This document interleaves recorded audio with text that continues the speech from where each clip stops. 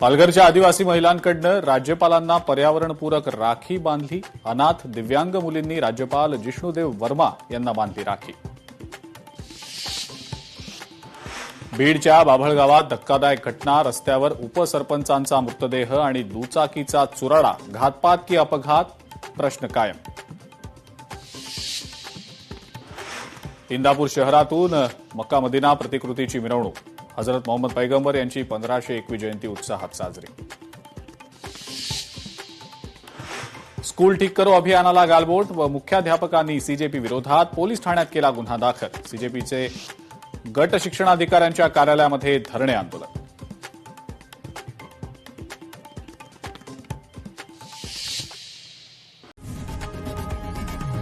लोकशाही मराठी ऐका, पहा, जागरूक रहा.